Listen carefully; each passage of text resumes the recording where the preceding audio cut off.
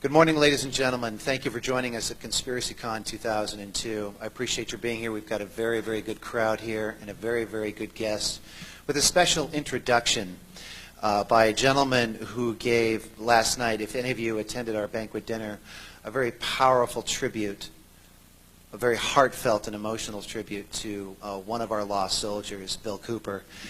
And that was given by his very, very good friend, Anthony Hilder, who gave an equally powerful lecture yesterday. I'm sure many of you saw that. Anthony Hilder wanted to introduce our next guest, and I think that's a great idea. I am going to then hand the podium over to him, and he will introduce Eustace to you. Ladies and gentlemen, with no further ado, Mr. Anthony J. Hilder.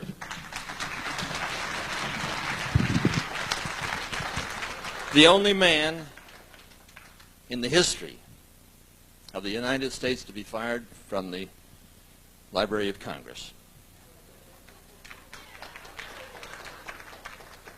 I'm looking at him right now. Ezra Pound was his mentor.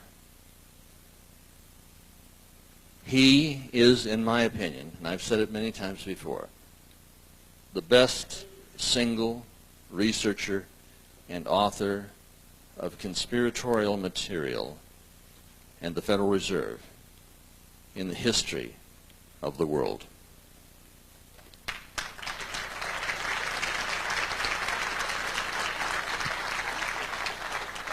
I'm looking at this guy over here. He looks much better this year than he did about 4 or 5 years ago when we were in Virginia Beach. He is a brilliant, brilliant man. He understands this conspiracy. Who's who, the names, the places, the dates, how it all stacks together to make this giant pyramid structure. Who's at the top, who's at the bottom, how it runs, who's oiling the machinery. And he puts it in such a way that even though it's complicated, he puts it simplistically. His book, Murder by Injection, you think, well, that's on medicine, right? It is. But it explains the whole thing on the Rockefellers, the Rothschilds, the whole pharmaceutical/oil industry that controls cancer. Cancer being the second largest industry in the United States of America. I just got back from Beijing and Tonghua and discovering that there is an herbal elixir that does, in fact, enhance the immune system to the degree where it can cure cancer. But Eustace Mullins is going to talk about the conspiracy not to give us greater health, but to give us sickness and despair.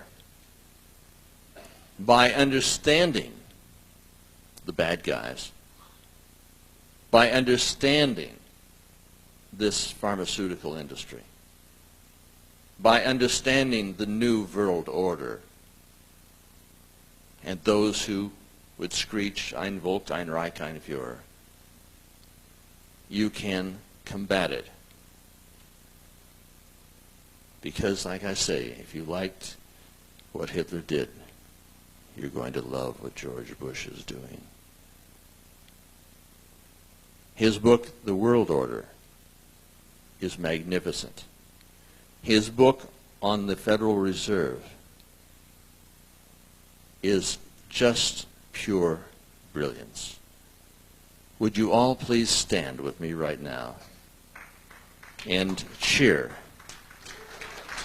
the greatest living researcher in America, Eustace Mullins. Thank you, Tony. Okay. Yeah. All right, I'm glad you're here. It's conspiracy time. You know, a few years ago, I was in London with Bill Cooper, who is now deceased, and or murdered. And some people rented Wembley Arena, the biggest meeting place in England. They were going to fill it up with so many people wanted to hear about conspiracies. And when the press found out that I was going to be a speaker, they went wild. They had stories in all the newspapers, television stations, that Eustace Mullins is going to be here. It was almost panic. They did everything they could to stop me. When I landed at Heathrow Airport, they had the British officials were supposed to refuse to allow me to land in England because I was so dangerous. So these terrorists had gone to the British officials and said, you have got to put Eustace on that plane and not let him come into our country. So the British officials, who were not totally stupid, said, all right, show us his record. Show us what he's done. And so there was nothing. They had nothing to show. I mean, my record was as clean as a baby's bottom. So the British officials said, we cannot deport Eustace Mullins. He hasn't done anything. So I was allowed to speak. But they put out such a press campaign that they knocked down the attendance of this great meeting to about 1/10 of what it should have been. And so Bill Cooper and I spent most of the time in the bar. There wasn't that much going on. But I have run into a lot of opposition. I was run out of Canada 3 times last year because the press simply goes berserk when my name is mentioned. And the reason is quite simple. They know that I know the details of the conspiracy, and they don't want you to hear them. So they'll do anything to stop me from speaking. I was nailed in Chicago on the way up here. I had gotten on my plane in Virginia, flew to O'Hare to get the plane to San Jose, and I was standing in line. We were boarding the plane to San Jose, and I was pulled out of the line. They said, 2 guys said, we need to give you a random screening. I said, you don't screen people when they're boarding. I was screened already. They put me over, and they went through my bag. There was nothing there. They had me put my arms up, and I said, do I look like an Arab to you? When I said that, they went berserk. There was a young black man and a young Hispanic man. And when I said this, they started screaming at me. They said, stop talking. Don't say anything. Shut up. Don't say anything. Then they called 2 supervisors. And one supervisor came from one side, one came from the other, right at me in a pincer movement, because I was obviously so dangerous, you know, that it'd probably take 5 people to subdue me. So they told these supervisors, they said, he won't cooperate. And I said, that's my bag on the table. You've got my bag. And I said, you've got me. I said, how am I not cooperating? They said, you're talking. So I was afraid I'd miss my plane. And I got a little concerned, a little nervous, which I don't usually. I usually enjoy this kind of encounter. I've been going through it for 50 years. And it's sort of fun. But I guess they caught me on a bad day, and I started getting a little nervous. So finally, they waved me on. I got on the plane, sat down, and the plane started to take off. And I felt something wet, and I reached up, and my hands were covered with blood. All of this pressure. I had a little high blood pressure, which it never bothered me before. And suddenly, I'm starting off on a 4-hour flight with a terrific nosebleed. So that was upsetting in itself. So I forced myself to be calm. I sat back and made it all right. The bleeding stopped. But when you get that kind of nosebleed from high blood pressure, you don't know where you're going. Sometimes you have to go to the hospital to have it stopped. And so anyway, it subsided. But when I got here, I found out why all this attention. They had gone through my bags at O'Hare, and they had taken out a can of shaving cream. I always get the giant size because it's a lot cheaper. And for some reason, they think that the giant size shaving cream is a bomb. Well, they call it a shave bomb, after all. And I don't think these people have, with their limited intelligence, they think that a shave bomb must be a bomb. I even ran into that in Japan a few years ago. We were taking a flight from Tokyo to Sapporo, and I was with 3 Japanese gentlemen, and they wouldn't let us on the plane. And I didn't understand what was going on. And finally, one of the officials held up a bag, my bag, and pulled out this shaving can, and he said it was a bomb. And so the Japanese people told him that it was theirs. They wouldn't say it was mine. They said it was theirs, and they argued with him, and they finally let us on the plane. But you just don't know how dangerous a shave bomb is until you run into officials. So when I got here and unpacked here at the hotel, I found out that my shaving can was gone. And also, I had brought along a picture of Thomas Jefferson, which I was sort of proud of. Some friends came down to the University of Virginia a few years ago from Detroit. I had spoken up there several times.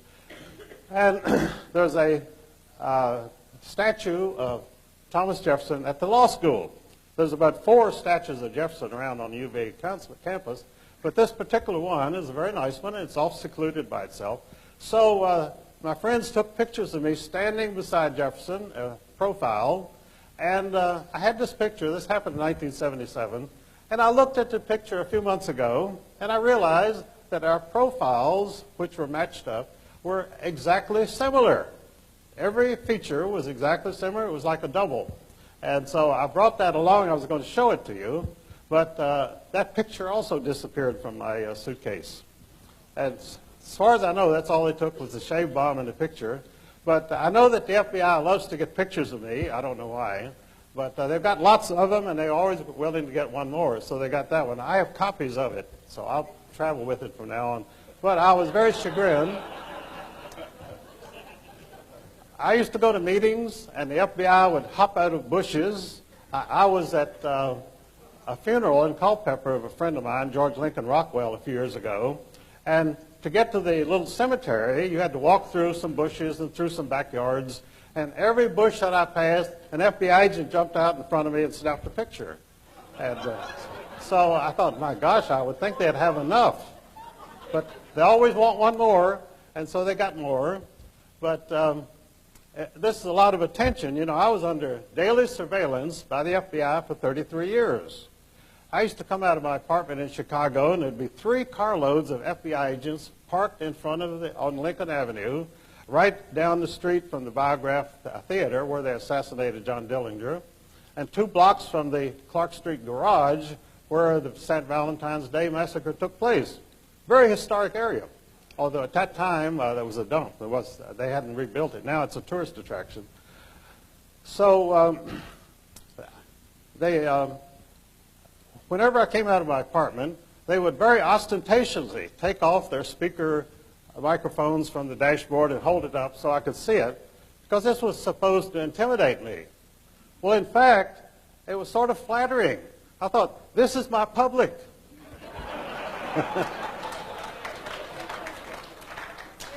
And it never really bothered me. They used to come and knock on my door, and they would say, Eustace, can we come in and talk to you? And I would say no. And they'd say, why? I'd say, because you steal things.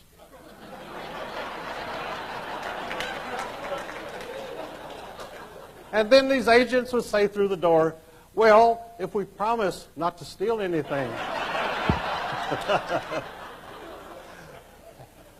Because they were assigned to talk to me, they had to talk to me. And in fact, they waited outside of my apartment one day and chased me down the alley. They were calling Mr. Mullins, Mr. Mullins. And finally they came up to me and they said, we'd like to talk to you. And so I got in the car. I mean, I'm a very naive person. I got in the car sitting between 2 FBI agents, and we drove around. And they said, we only have one thing to ask you. Does anybody in the FBI owe you any money? Well, I was flabbergasted because I don't borrow money from anybody, particularly FBI agents. And so I thought very seriously. I said, well, no, I don't think so. And they kept insisting. They said, think hard. Doesn't somebody in the FBI owe you money? And I thought, well, no, not to my knowledge. In fact, nobody owed me any money, as a matter of fact. FBI agents are not. And so they finally went away very disappointed. And about 6 months later, I began to realize they were trying to bribe me. I mean, I'm a little thick. Things don't always sink in. And what they wanted me to say was, yes, in fact, you guys owe me $5,000, and I don't know why you don't pay me. And they would have paid me on the spot. They would have given me $5,000 because they wanted to sign me up. They wanted me on the payroll. And so they went away disappointed. In fact, they've gone away disappointed every time they've come around because I don't have rapport with them. But the fact is that for 20 years in Washington, whenever I was visiting there, I stayed in the home of an important FBI official. They were my oldest friends. And finally, one day, this official was going to retire, and he asked me to meet him down on 9th and Constitution at the Department of Justice building. We were to have lunch. And he came up, and he was very dejected. He said, Eustace, I can't have lunch with you. I said, that's all right. And then he said, they've told me, I'm retiring in 6 months, they said, if they found out that you've been in my house again any time before I retire, they're going to take my pension. And I said, well, that's no problem, because this is the way these people live. These are the rules they live by. I said, I'll just stay away and until you retire.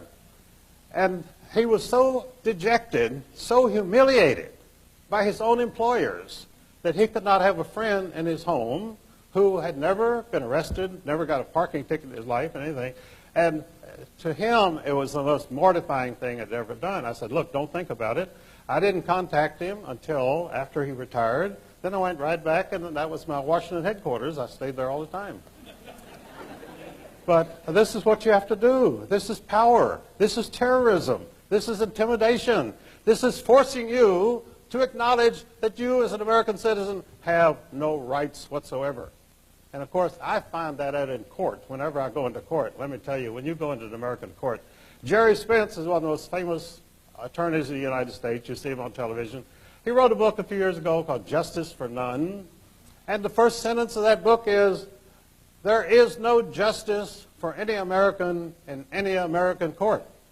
And I could verify that because I've been there many times, and I have never seen any justice whatsoever, and neither has most people who come in, because it's that kind of country. They have that kind of power, and they're terrorists, and they have only one enemy, and that is you. They hate you because, first of all, you outnumber them, and because they're afraid of you. Because they're afraid that if you ever find out what they're doing to you, you'll tear them from limb to limb, which is just what you should do.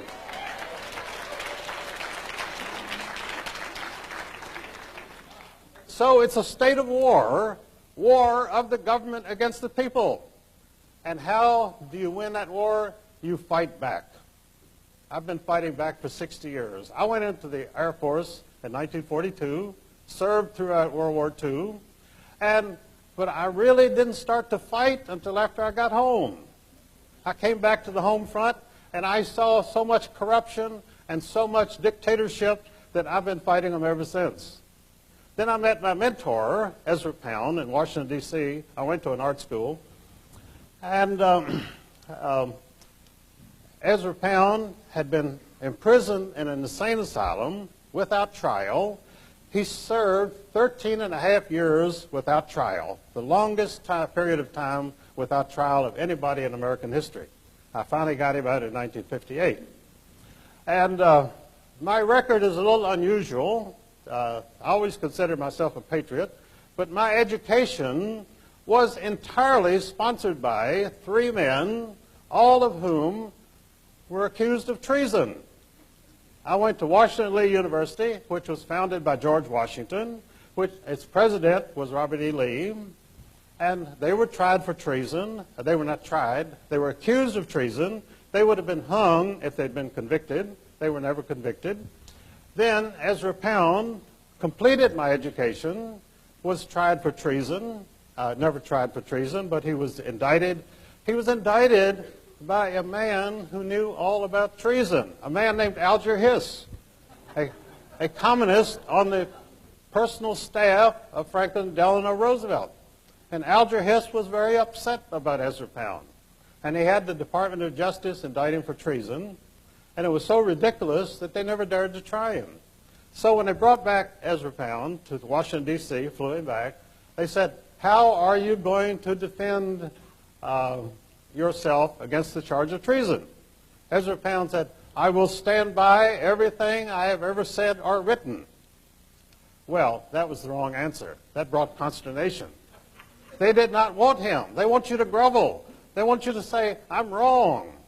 That's what they did with Gordon Liddy. You know, Gordon Liddy refused to grovel, and he served the longest period of time of any of the Watergate people because he refused to give in. He refused to cringe and to say, I'm so sorry for what I've done. One of the ladies who came to see Ezra Pound at St. Elizabeth's Hospital was a very famous scholar named Edith Hamilton. And so Ezra Pound asked her one day, he said, now, Edith, you've been an active lady all your life. Have you ever regretted anything that you've ever done? And she said, no, I have never regretted one day of my life. And he said, neither have I. And I personally feel the same. If you have to regret something, you must have done something wrong. But if you're fighting for your country, you're doing the right thing. And you'll never regret it as long as you live. This is the way of life. This is the way of the American patriot. This is the way this country was founded. And this country was founded by a revolution. And what did Thomas Jefferson say? He said, you have to have a revolution every 25 years. And it's true. Because within 20 years or so, the people in power began to like their comfortable lives. They don't want to give it up. They'll do anything to keep their power over you. And so they will start to oppress you, and they'll oppress you more and more and more. So my life has been as the protege of 3 men accused of treason. And I became the protege of other people. I became the protege of H.L. Hunt, the richest man in the world. And the reason H.L. and I liked each other, he was a very brilliant guy. And we got along fine. I will say this, that all the people that I've ever met who were real Americans, we never disagreed on one thing. We never argued. We never quarreled. Because we believed in the same thing. We were Americans. We're for America. We have no other allegiances. You have the President of the United States cringing in public, George W., and saying, we must defend Israel. I never heard a president say we must defend Israel or any other country. We elected him to defend the United States.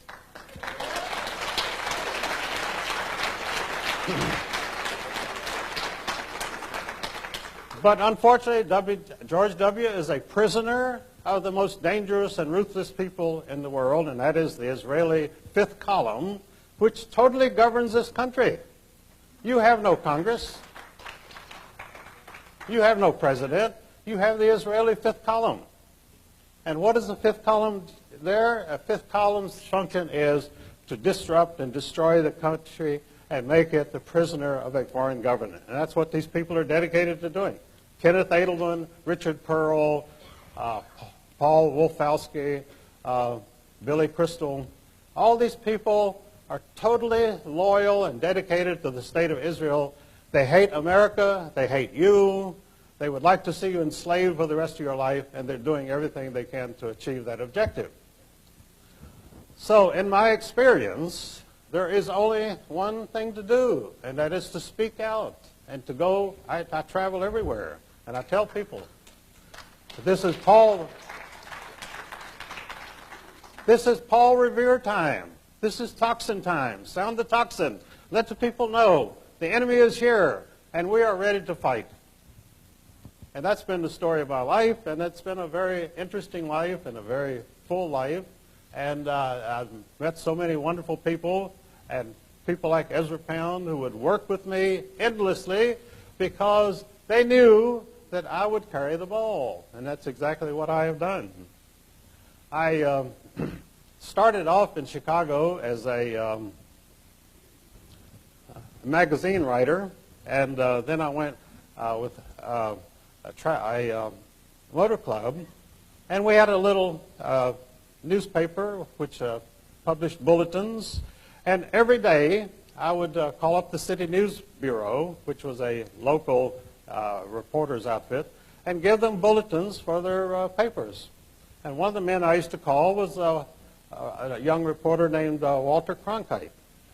And I always called Walter Cronkite Walter Crankcase because he was so full of oil. And Walter Crankcase became one of the most prominent correspondents. He is still today a director of Columbia Broadcasting System, CBS. Well, he was to be replaced by a classmate of mine from Washington Lee University named Roger Mudd, who also was a descendant of Dr. Samuel Mudd, who was accused of treason because he set a man's broken leg. And this offended some people in Washington, so they put him in prison for life. And so Roger became a very good journalist, didn't have a mean bone in his body, and he interviewed Senator Kennedy on his television program once.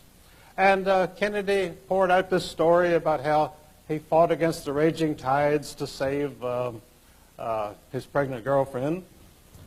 And I go to Martha's Vineyard every year, and I have seen the place where this tragedy occurred.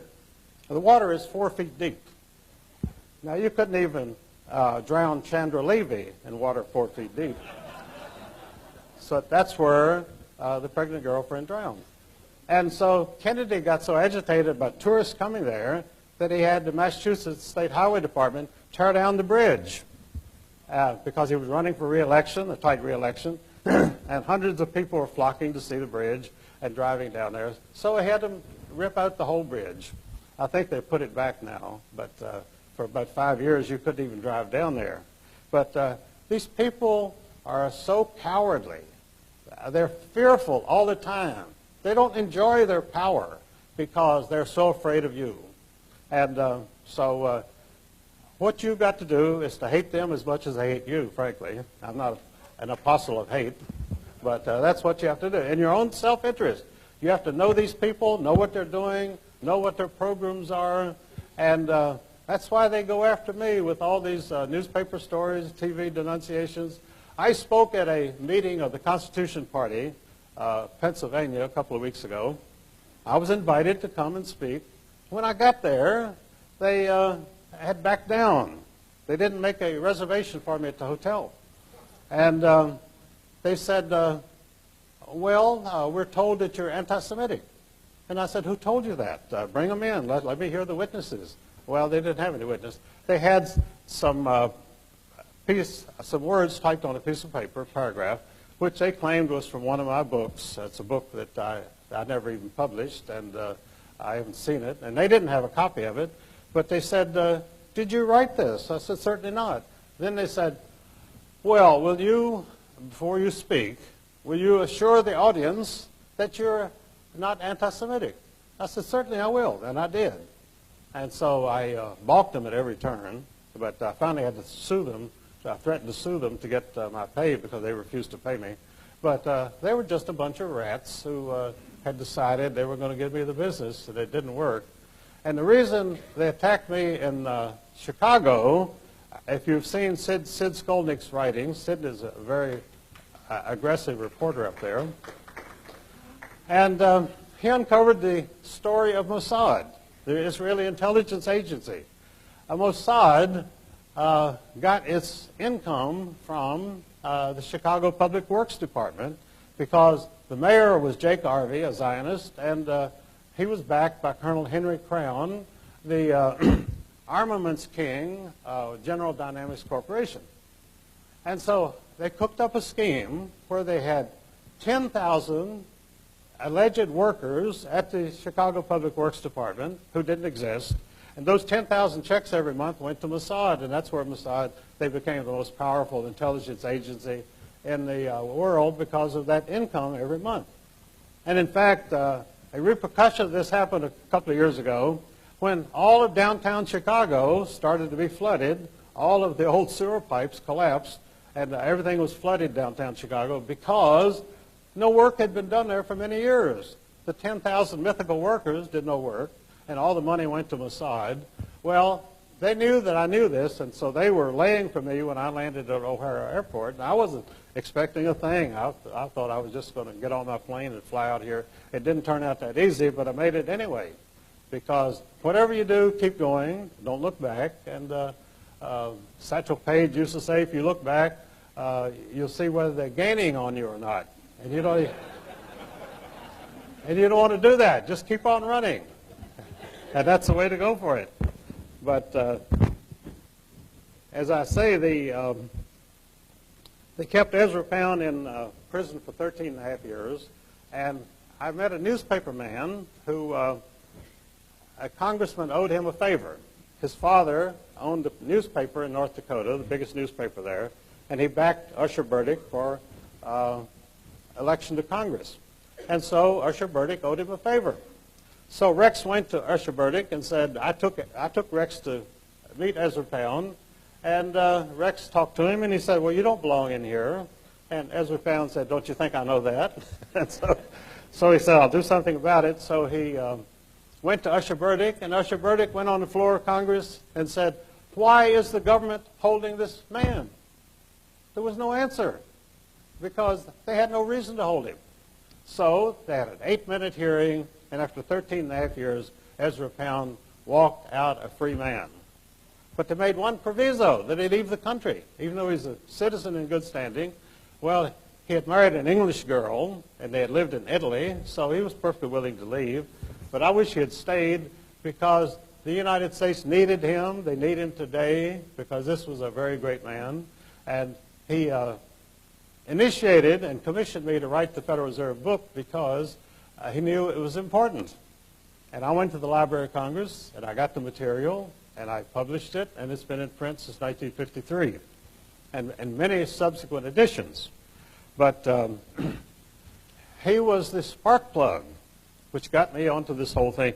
He had studied world politics for 30 years because many of his young friends in the First World War had been killed, young artists, young writers, and he wanted to find out why. Why were these people dying? He couldn't find out why the war was being fought. Well, it was quite a few years before I found out why the war was fought, and I found out through Winston Churchill. Although the Industrial Revolution originated in England, they became obsolete, and the Germans began to manufacture things, and they were so superior. Their products were so better and newer and more modern, and the British could not compete with them. So by 1910, England was facing bankruptcy because they couldn't sell their products abroad. People preferred the German products. And because of this, you had World War I and World War II. That was the only reason. Germany and England had no quarrels. In fact, they were cousins. The Kaiser Wilhelm and King George V of England were first cousins. They were part of Queen Victoria's family. In fact, so was the Tsarina of Russia. At that time, the aristocracy of Europe was just one big family. So there was no reason for any war. And suddenly we had this terrible war. And it was done through assassination of Franz Ferdinand. But it was all a put-up job. And then they had a replay in 1939. And Ezra Pound came back to his native country from England to tell the American people, don't be suckers a second time. Don't get drawn into a Second World War. And Charles Lindbergh was saying the same thing, America first. Many prominent Americans were saying this. But it did not have any effect because the money behind the war was so big that there was no way that they could not have it. And so they had the war. And they had it through what they called Pearl Harbor. Now, when we had the attack on the World Trade Center, they initially said it's another Pearl Harbor. Then they backed up on that because they realized that by now most people in this country knew that Pearl Harbor had been staged. The Japanese had more or less been suckered into attacking it. And there were traitors in their own government, actually, who caused them to attack Pearl Harbor. And so, so the mention of Pearl Harbor brought up memories that they didn't want, so they dropped the Pearl Harbor thing. Then they decided to call their war against terrorism a crusade, and they were hastily told you got to drop that because the Crusades were, of course, the historic wars between Christians and Muslims in the Middle East, which is still going on today. And they didn't want to get into that. So they finally settled on something very bland. They called it Homeland Security. And Homeland Security meant that you could be secure in your homeland as long as you were surrounded by armed guards, as long as you had to fight your way in and out of an airport to get on an airplane, and that you would have cameras everywhere taking your picture because you might do something evil or something treasonable, which, of course, most Americans are not even contemplating doing. We're good citizens. We live good lives. We're not into crime. But we are the people who are being surveilled. We're the people who are being pursued. I was dragged out of a line a few days ago at O'Hare Airport to be scanned. And there was nothing to scan. And when I put my arms up, they said, "Don't put your arms up like that. You're supposed to do it like this." And I said, I'm not used to being arrested. You'll have to tell me what I'm supposed to do.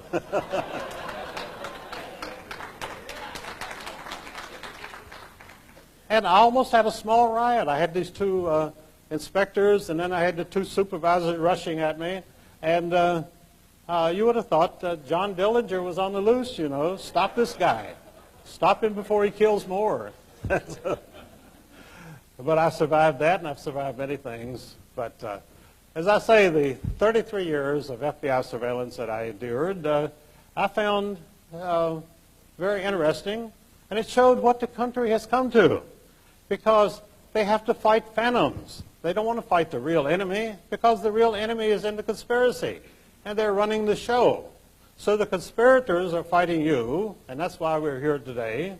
And in fact, I think Brian may have overlooked, he thanked a number of people about making this meeting possible, but I think he missed one, and that was Dan Rather.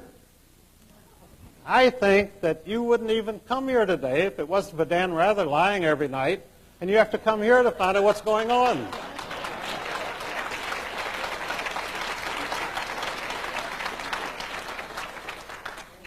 If Dan Rather would tell the truth, if the media would tell the truth, you wouldn't need to come to San Jose. You could turn on your television and see what's going on, bring you up to date.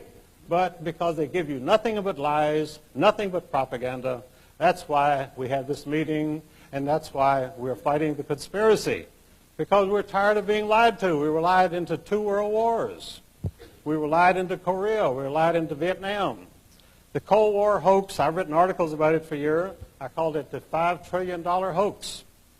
The Cold War was created out of nothing because... Like our money? Well, I'm getting to that. The Soviet Union was created with our money. The Federal Reserve Bank of New York put up the money for the Bolshevik Revolution. The Bank of England put up the money for the Bolshevik Revolution. And in fact, in Hitler Germany, the German banks and the German industrialists didn't like Hitler. They wouldn't give him any money.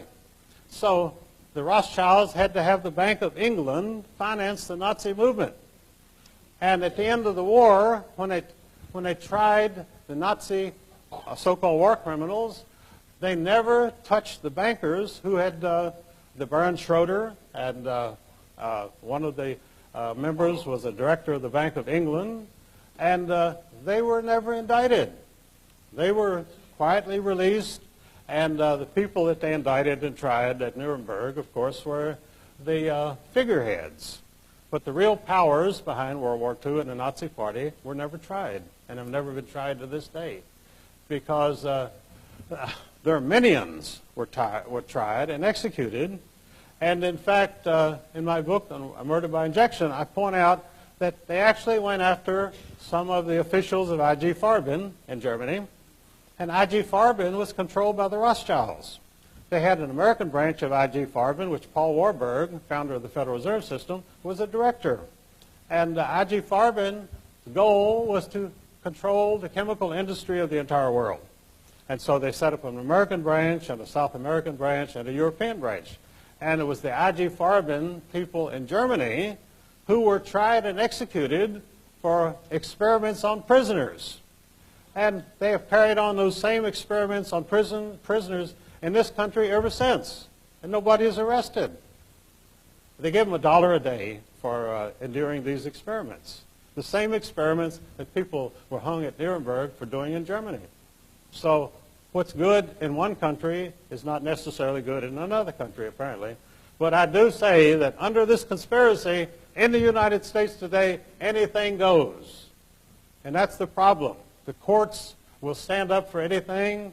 They will not let the citizens get into court and seek legal redress because they are stacking the cards against you. And I've had many legal experiences. I've got a lawsuit going on in Virginia right now against a doctor in a hospital because they tried to kill me, which is understandable. I went to the hospital one night and I had some heart fibrillation. And so they went into the emergency room, and the nurse in the emergency room said, "Are you the one that wrote that book?" Well, that makes you a little nervous. They know who you are. And in fact, one of the biggest problems, the 8th leading cause of death in the United States is physicians' errors. 8th leading cause of death, 93,000 a year. So they have reason to be nervous because they don't want any supervision, they don't want any investigation, and one of the biggest problems in the medical field today is iatrogenic medicine. Iatrogenic medicine means physician-induced illnesses. Now, I came out of the hospital recently, and I came home, and I developed an enormous swollen poison cyst right next to my heart. And I thought, boy, this is bad. Well, I had it operated on. Then I developed Bell's palsy. My whole face was paralyzed. I'm still squinting right now, so believe me, it's if I look a little sinister, it's not my problem because that was done to me by the doctors. So I have suits against them, and they are frantically trying to dismiss it. Insufficient cause of action. Trying to kill you is not a cause of action in American law. So we'll see how that goes, but this is how they operate. And so anyway, I got Ezra Pound out of prison, and my latest project is to show the Israeli fifth column in the United States. And that, the Assistant Secretary of Defense. You know, a few days ago, we had a big meeting in Washington, D.C., and who was there but the acting Deputy Secretary of Defense, Paul Wolfowitz, leading a rally to help Israel. I mean, he's working for the American government, but you'd never know it from his actions because he and all of his cohorts were there on the Mall in Washington having this great rally to help Israel.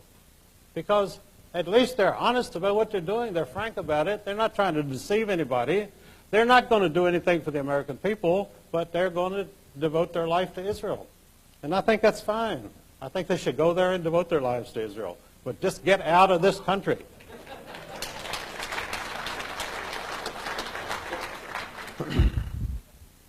Now, after 9/11, by the way, you might have seen some commentary about the fact that the government, no one in the government wants to touch 9/11. They don't want any investigation. 11 days after Pearl Harbor, they had the first of 8 investigations going in Washington about Pearl Harbor. But now they don't want to touch any investigation, and the reason is they're terrified that you will find out what happened. So no investigation. The Democrats and the Republicans are in accord on this, and President Bush is in accord on this, that there will be no investigation because there are too many unexplained stories. There is the disappearing plane which hit the Pentagon. They can't find any trace of it. And so it must have been a detonation of some kind. And, of course, the World Trade Centers. If you've ever seen demolition buildings on the television, you see how gracefully the thing sinks to the ground. Well, this is exactly what the Twin Trade Towers did in New York. you saw them sinking gracefully down. Now, an entire building does not sink down when a plane hits it. I don't care where the plane hits it, at the bottom or the top. But they were mostly at the top. But there again, now General Parton is a good friend of mine, and he was the explosives demolition expert for the United States Air Force. And he tried for months to testify in the Oklahoma City bombing. They wouldn't touch him. They wouldn't let him testify because they didn't want his expert witness testimony. Leading demolition expert could not testify about the Oklahoma City bombing because he had stated, and has stated many times, that the Oklahoma City bombing came from inside out. They parked this truck out front, which supposedly blew up the whole building, but it didn't make any hole where it was parked. Because these were real demolition experts, and they directed the whole explosion into the building, leaving the street absolutely safe where it was. You could have been under the street and you wouldn't have been hurt. So that is how they're constantly defending their lies and their conspiracies, and that's why you're here, because believe me, we have got conspiracies enough for everybody. I've been denounced in the press many times as a conspiratologist. And a conspiratologist is not a person who knows anything about conspiracies. He's a person who invents conspiracies. And I have never had to invent a conspiracy in my life. I can't keep up with all the ones that are already going on.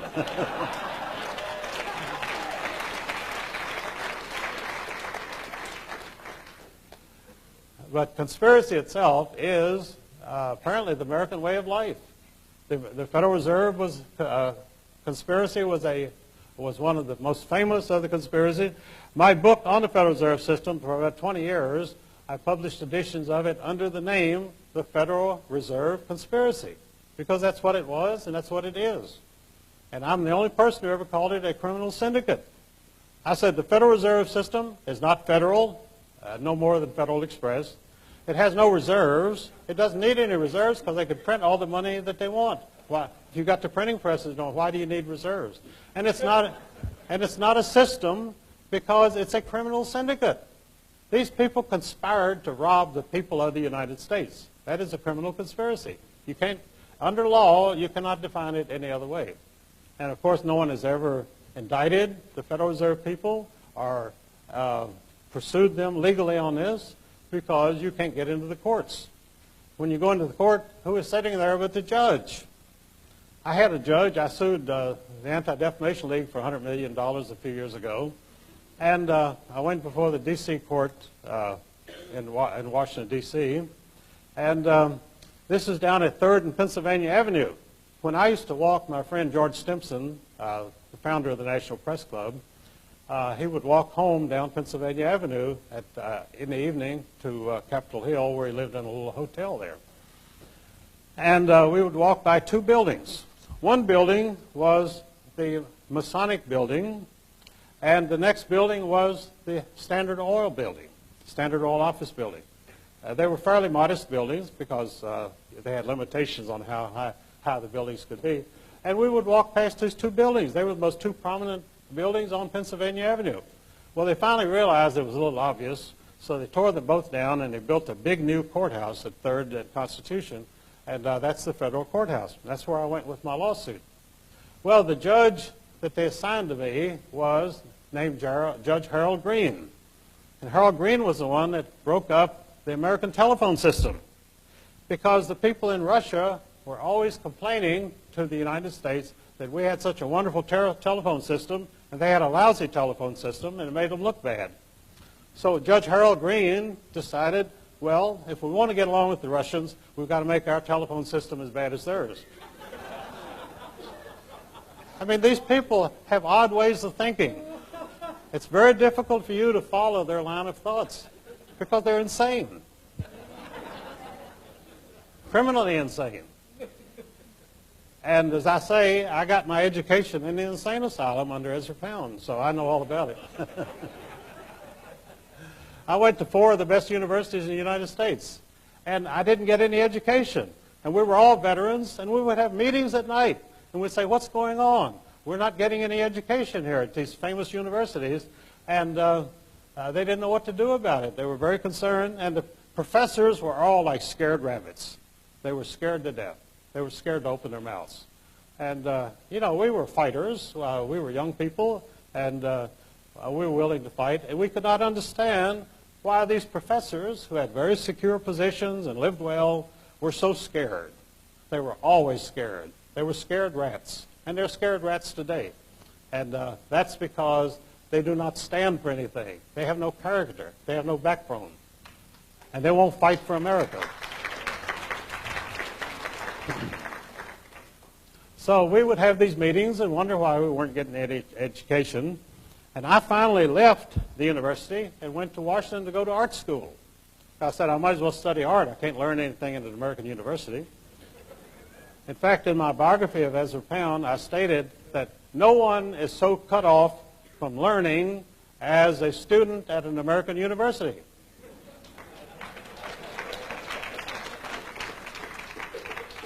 I wrote that in 1959, and it's just as true today as it was then. And so, because I write and say things like this, I'm not too popular in some quarters.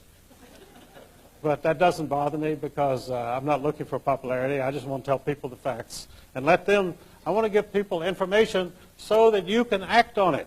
Because one person alone cannot do it, but the American people are a sleeping giant, and we're beginning to wake up, and I see it every day, everywhere in this country. We're fed up. We realize that we've got to put an end to these lies. We've got to put an end to this corruption. We've got to put an end to this treason. We cannot have a foreign fifth column running the government of the United States. It's as simple as that.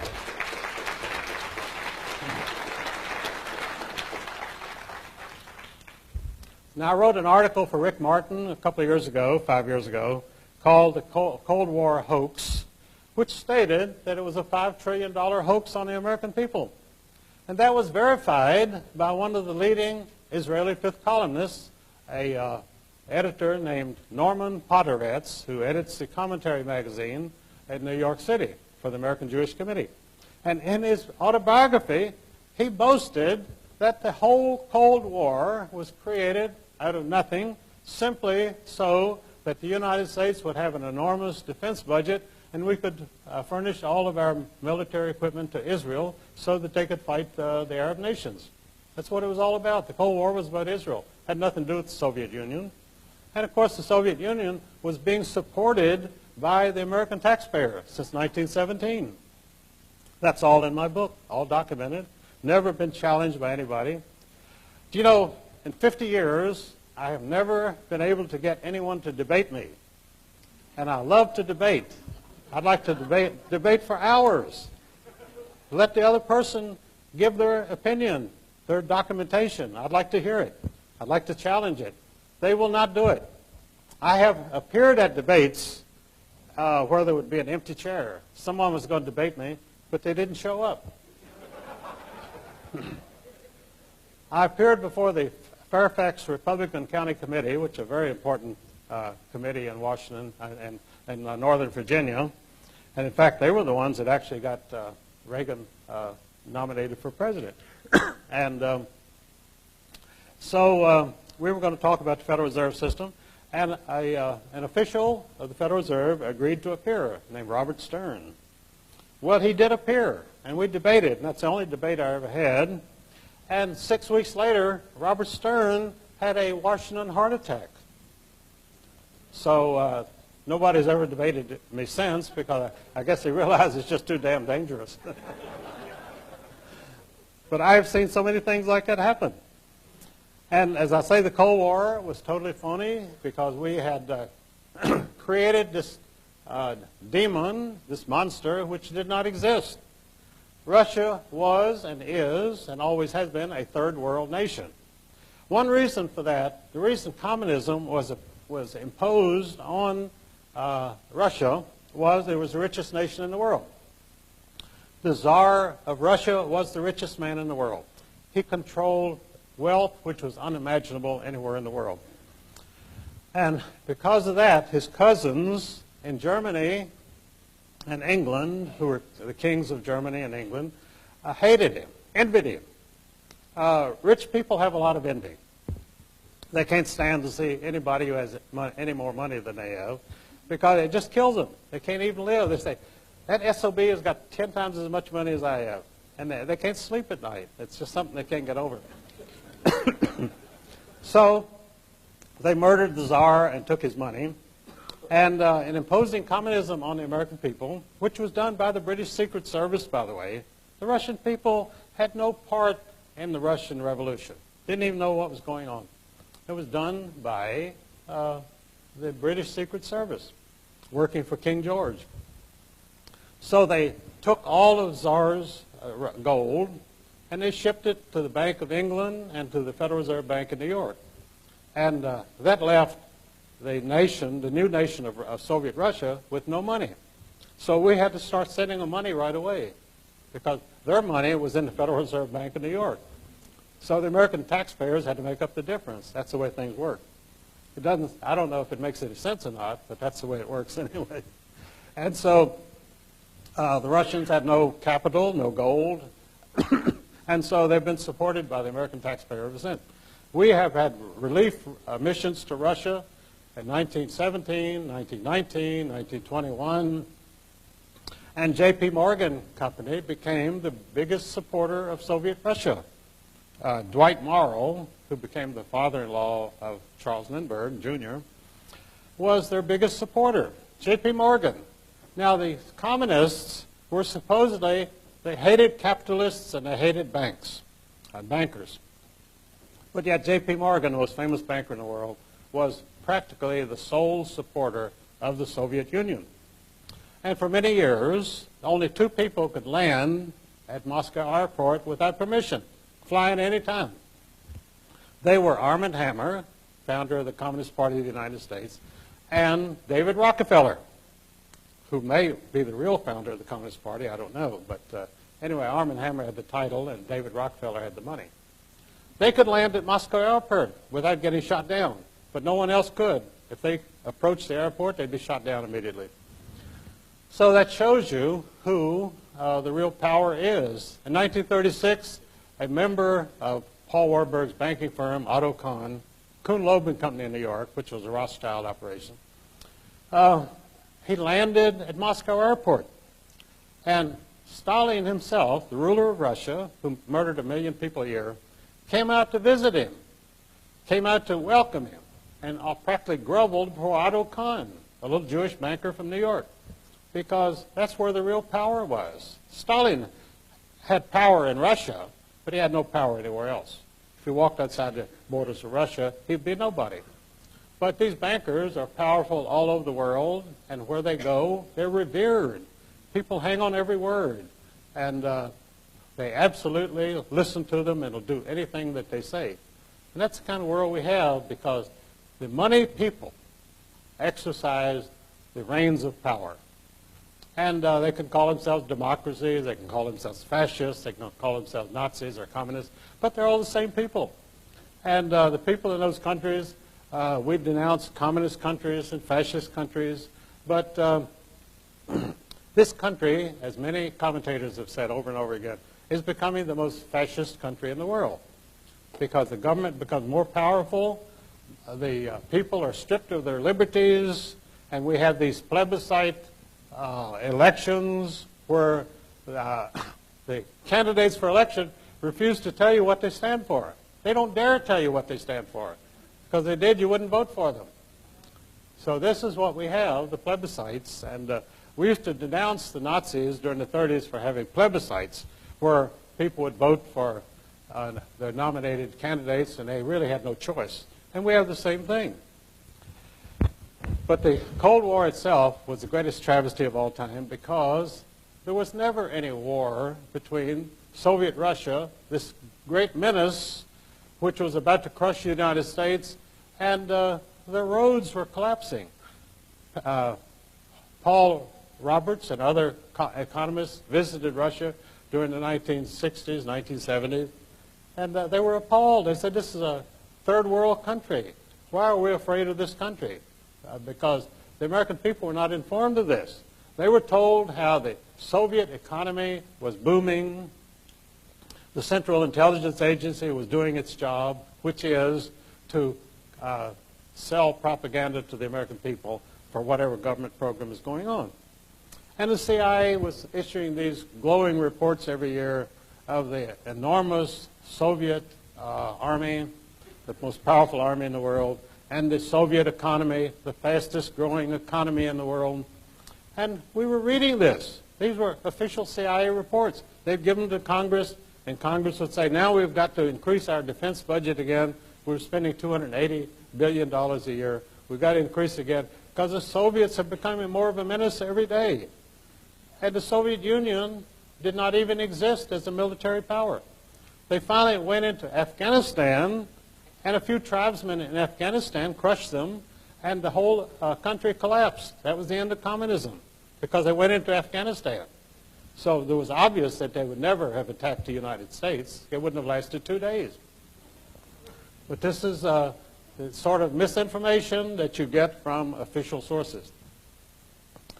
And because of this kind of information, we do not know what's going on.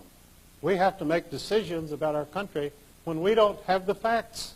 We have no information. That's why you're here today, to get your information, because you don't get it from the press. You don't get it from Dan Rather. All he's doing is carrying out the government propaganda. And we don't need any more propagandists. We want the truth. And that's why we come here. And this is a growing sentiment throughout the United States. Now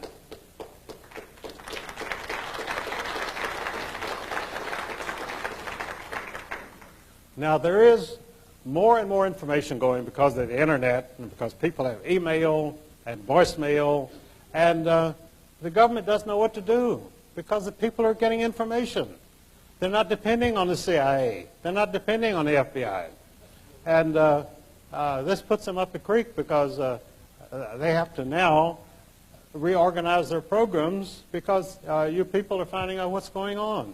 You're finding out the motivations behind all of these mysterious foreign policy adventures, NATO, going into Somalia, going into Haiti, bombing Yugoslavia.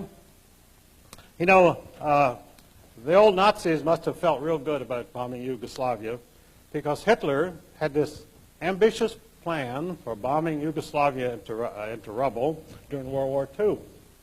And those plans were interrupted by his war against Russia. So it never happened. So along comes NATO many years later and absolutely carries out the Hitler plan of bombing Yugoslavia into rubble, which Hitler had come up with in 1942. It took them a few years, but they got it done. And that's the whole story of the bombing of Yugoslavia. It was the Nazi program. And in fact, NATO is the Nazis of today. And I was told this in Japan, of all things. The granddaughter of the last emperor, Meiji Emperor, told me this. And she had gone to Yugoslavia to talk to Milosevic and to tell him this. And he knew it. That's why he's on trial today. He's on trial because he opposed the Nazi bombing of Yugoslavia by NATO. And so he's on trial for his life as a supposed war criminal. And I don't know what happened in Yugoslavia, and I don't think anyone else will ever know. But you haven't heard much about his trial lately because things disappear from the press. It's very interesting. They have an arch criminal, and they're going to have a trial, and they're going to wreak vengeance on this terrible criminal. Then suddenly it all kind of fades away. Nothing happens. You remember the great furor about anthrax after 9/11. Well, anthrax was the greatest danger in the world. Everybody was talking anthrax, and a senator said he got a letter with some anthrax in it and so forth. And we were supposed to be terrified of anthrax. So I wrote an article for Rick Martin, which I titled, "Anthrax is as American as Apple Pie."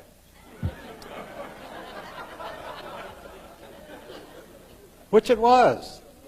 Anthrax as a weapon was contrived in the United States because Winston Churchill had decided that they had to have 2 wars against the German people, and they couldn't go on like this because Britain did not have the wherewithal to continue fighting wars against Germany, and they couldn't compete with them. So Winston Churchill, being a practical person, decided to exterminate the entire Russian people, the entire German people.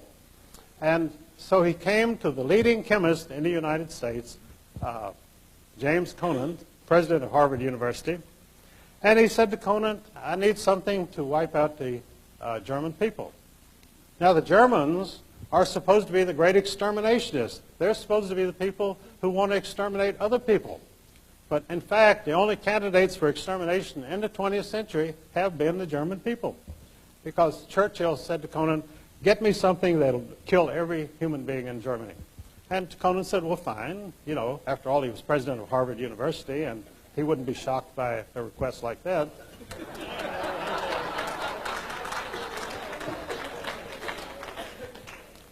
So he finally told Churchill, he said, I think anthrax would be the thing to do it. And so Churchill says, go ahead and develop it. And he developed anthrax cakes, which would be dropped in Germany. And it would be fodder for animals, which was impregnated with anthrax. And the cattle would eat this, and then the people would eat the cattle, which the Germans would eat the cattle, which were now heavily impregnated with anthrax, and they would die slow, agonizing deaths. Well, this seemed to be just the right thing. So they made 5 million of these anthrax cases, and they were going to drop them in Germany. But then the war ended.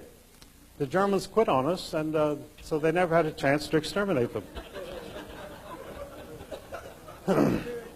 So these 5 million anthrax cakes were stored in England for many years, and finally, in the 1970s, they realized they had to get rid of them, so they burned them. So here you had clouds of burning anthrax going over England. I don't know how many people that killed, because nothing was ever said about it. And so then we heard nothing more about anthrax, and just suddenly they said, Saddam Hussein of Iraq has anthrax. Well, if he had anthrax, it came from the United States because we were the only people that produced anthrax. But no, nothing was said about that. So all of a sudden, we had this terrible weapon which we had to be fearful of anthrax. And the papers were full of it, the news programs every night, anthrax, anthrax, anthrax.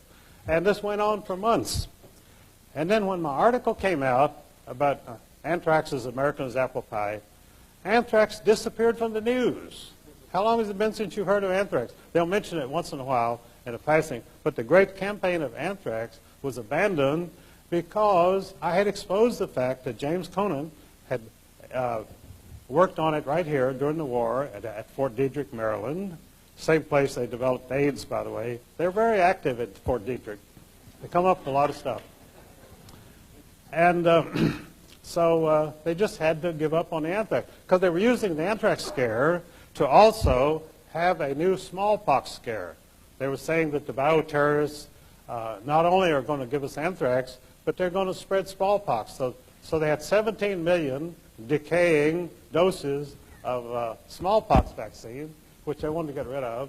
So the government was going to inject these with 17 million Americans with these doses, which were probably, they admitted a lot of them would be fatal because they were no longer usable.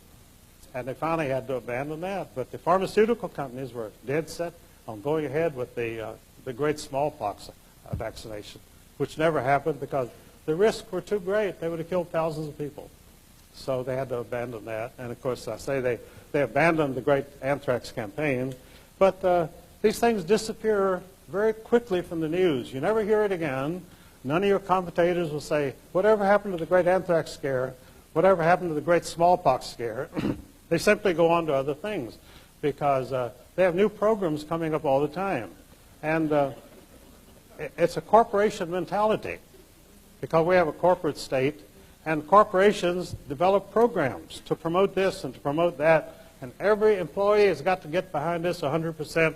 And if you have any laggards who say, well, I'm a little dubious about this, they're out the door before they know what happened to them. And that once you get out on those terms, you don't get employment anywhere else. Because when you leave one corporation, if you don't have a recommendation from them, you can't go to another corporation and get a job. That's how they operate. So another thing that I wrote about recently was called the $6 trillion robbery. Now, the $6 trillion robbery was the Great Recession of 2000. Between March and November of 2000, Alan Greenspan, chairman of the Federal Reserve Board of Governors, finally brought about the recession that he wanted. It took 6 rapid interest rate increases to bring the country and the economy to the point of collapse. 6 increases before he could do this. Now, during the great boom years, what they call the new economy, Greenspan had initiated 22 measures over the years at the Federal Reserve Board to increase the flow of money, increase the supply of money. And so the stock market boomed, and the prices kept going up and up and up. And so then one man, supposedly, of course he doesn't do it alone, Greenspan was told it's time to have a crash. So he started initiating these interest rate increases. And the financial commentators said, why is he doing this? And Greenspan said, there's the threat of inflation. And the Wall Street Journal said, there is no inflation. And he said, yes, but there might be. Some point in the future, we may have inflation. So we've got to act now promptly so that this inflation won't develop.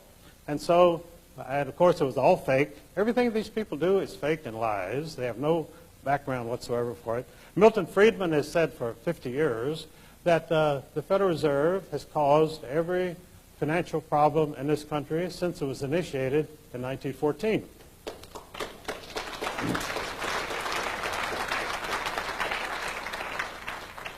And Milton Friedman should know because he was the official consultant to the Federal Reserve Bank of San Francisco.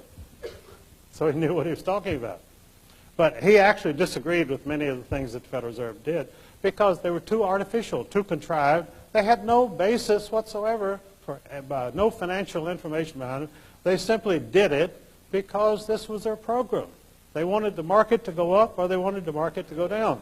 And they had the mechanism to do it. They had the interest rate increase. They had the fact that the Federal Reserve Open Market Committee could buy or sell government bonds on the open market. That either increases or decreases the supply of money.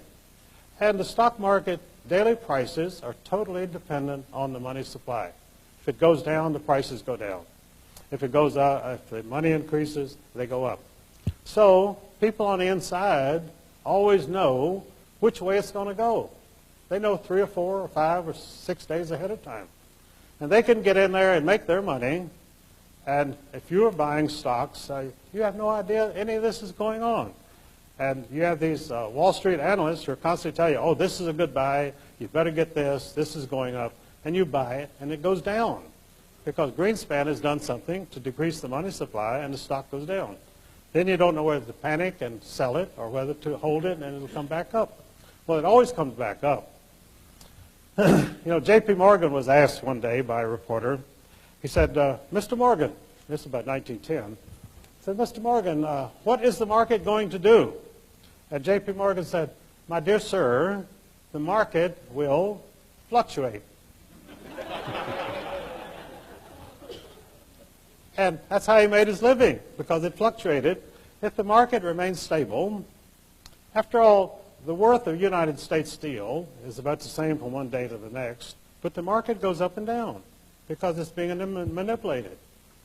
And as I say, U.S. Steel itself has the same resources, the same profits that it had last week, but the market will drop 5 points.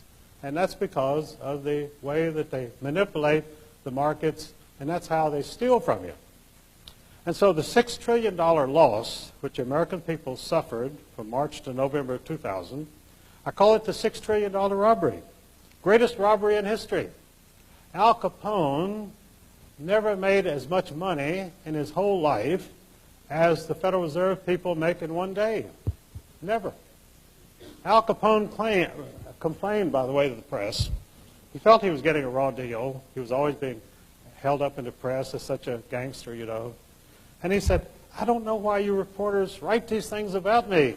He said, I'm just another businessman. And that was true. But he was a small-time businessman. The big boys didn't even know he existed. They got their liquor from him, but Al Capone could never touch the resources and the money that these Federal Reserve bankers rake in every day of the year. They've got the biggest theft operation going. I call it the federal robbery system. And the income tax, which they set up, by the way, to protect their own fluctuations of the market by simply taxing you so you'll have less money to spend. And they don't care how much money you have, but it's a control mechanism. It keeps you in line. You want to go out and buy something, you can't do it because the Internal Revenue has withheld it from your salary as a tax. And that's how it's actually the jackboot pressing down on your neck forever. 1984, George Orwell. We've got everything that George Orwell predicted in 1984. We've got the newspeak, double speak, everything. It's all happening here every day. And he wrote this back in 1948. And many people like myself really like to study 1984 because it's an absolute blueprint for everything that you've seen happen in the last 50 years.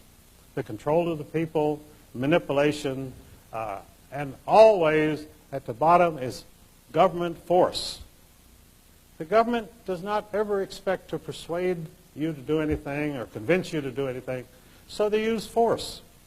And that's always who comes to your house but the armed FBI agent carrying a gun. And you don't even have a gun, but he has the gun, and so you have to pay up. And this is the way it's always force. There is no philosophy of government behind it. There is no benevolent intentions towards your being a citizen of this country. And in fact, the way that they send money out of the country to other countries shows that they have no loyalty to this country. I have, for years, stated that on the income tax deductions, they should not be allowed to deduct anything that's sent out of the country. I mean, if you want to give money to a charity in the United States, that should be deductible. But if it goes out of our borders, it should not be deductible. If you want to send money to England or Israel, that's fine. But why should the other taxpayers have to pay up in order so that you can do this?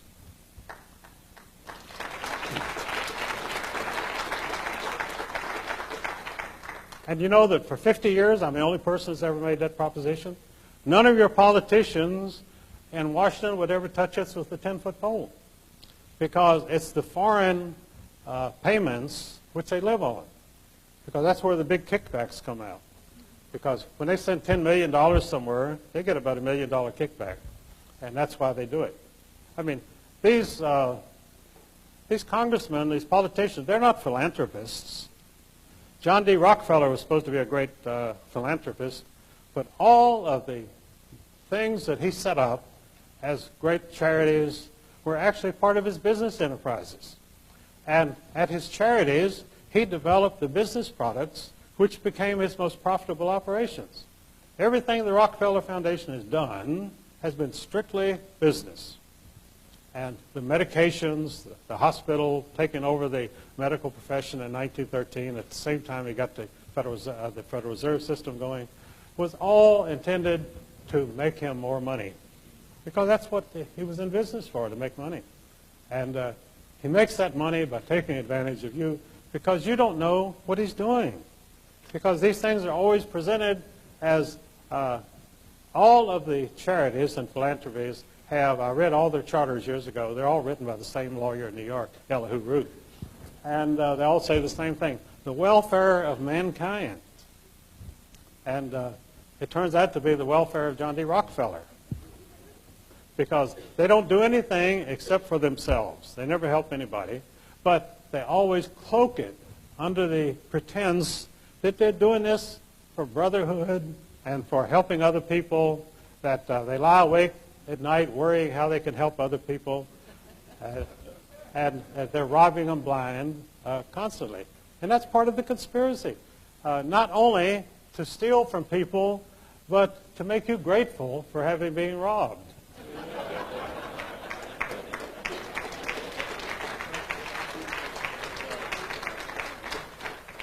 And it takes a real philanthropist to do this.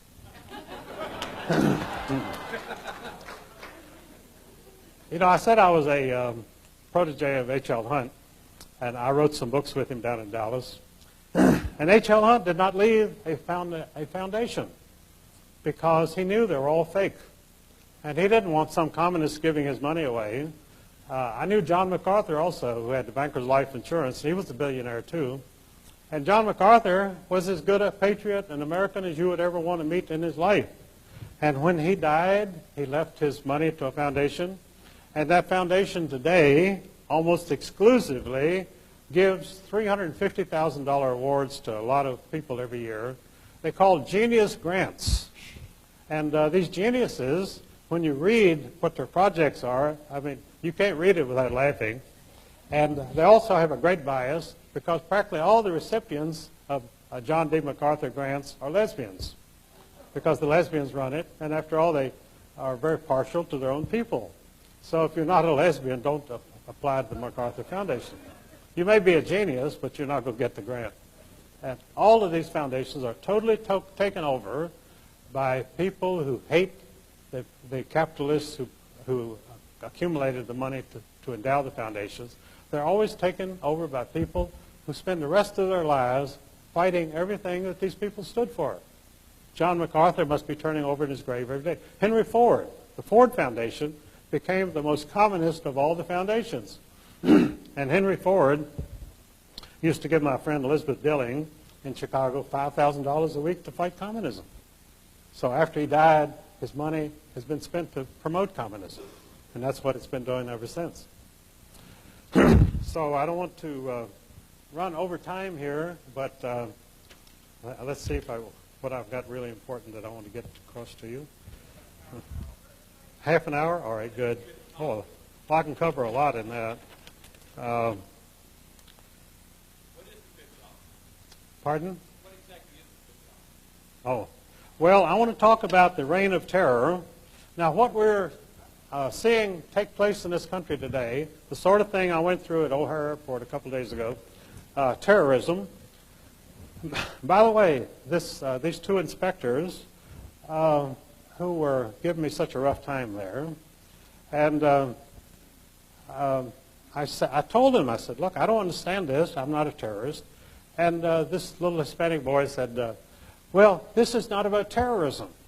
And that was stunning to me. I mean, here I was being scanned and pulled out of line in the airport, and he said, it's not about terrorism. But it was about terrorizing me is what it was about. But he wouldn't say that. And this whole thing, by the way, see, we had the American Revolution without terrorism. Because these were real patriots fighting for their land, fighting for the land that they loved. And the place where I live in Virginia, the Shenandoah Valley of Virginia, and Thomas Jefferson's Monticello just across the mountain, I saw studies recently that it was these Scotch-Irish Presbyterian people who lived right there in the Shenandoah Valley who were the actual instigators of the revolution. They were the ones that wanted to fight.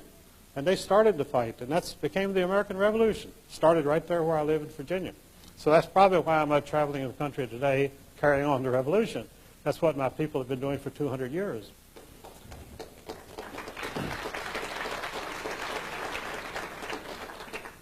So we had an American Revolution without terrorism, but they had exactly the opposite in France, because the French Revolution was driven by hate and envy.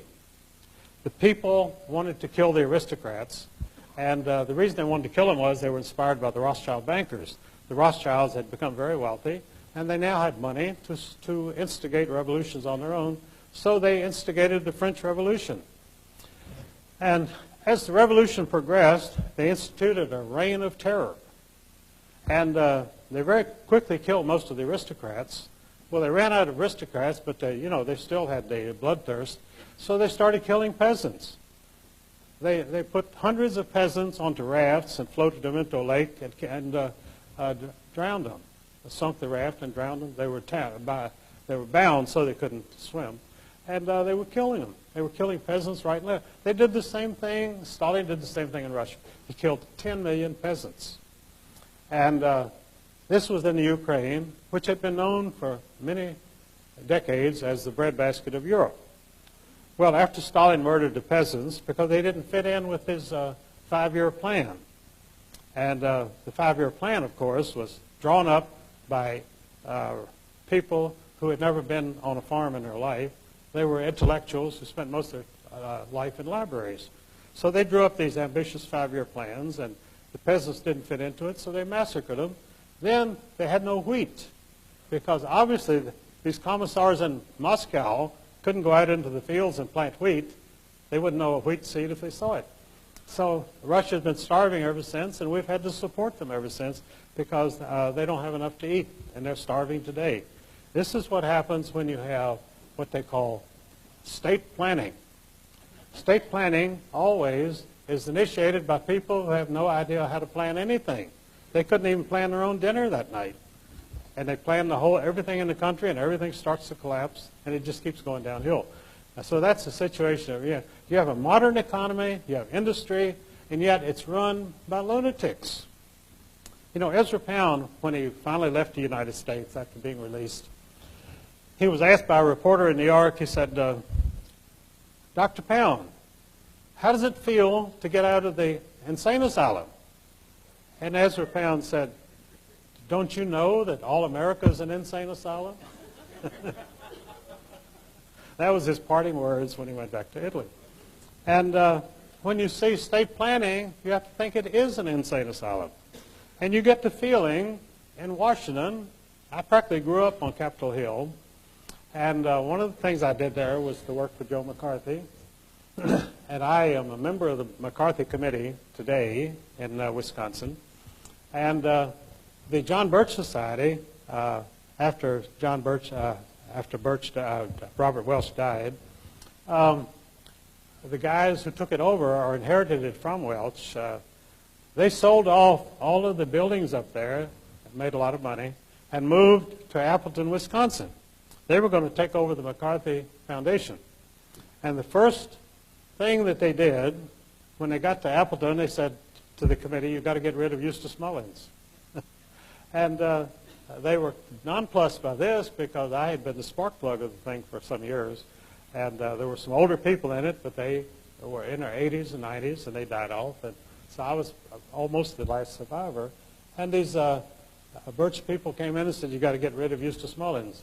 In fact, whenever I'm into something and people come in, the infiltrators, first thing they say is get rid of Eustace Mullins. And the only reason is because they can't control me. They have no control, no leverage whatsoever. Because I'm going to speak the truth, and that's the only thing I'm going to speak. So, obviously, this is the great stumbling block. Before they can go on with their ambitious plan, they have to get rid of me. And they always try. They work very hard. I think I mentioned, too, earlier, and I should have gone back to it, was that when I filed this $100 million suit in the federal court in Washington, D.C., down at 3rd and Pennsylvania Avenue, Judge Harold Green was placed in charge of it. Well, I didn't know it at that time, but I found out later that Green, a very secretive individual, was a German Jew named Grunhaus. His name was Hein Grunhaus. And he came to the United States in 1943. Well, Jews were not allowed to immigrate in 1943, so he must have been sent over here as a double agent. And so he promptly joined the United States Army, and he and Henry Kissinger and a bunch of other communists went back to Germany as the occupation army. They didn't participate in the fighting. They waited until people like Audie Murphy had won all the battles and the war was over. Then in comes this influx of these people, a horde of refugees who became the occupation government of Germany. And Kissinger had the code name of Bohr as an official Soviet agent, which has been printed many times. He's never denied it. And one of his chief assistants was Grunhaus, who now called himself Green. I don't think he even changed his name legally. They don't bother. Don't have to. So Green came back and joined the Justice Department. He authored the Voting Rights Act of 1950, the Civil Rights Act, and became one of the most influential people in Washington.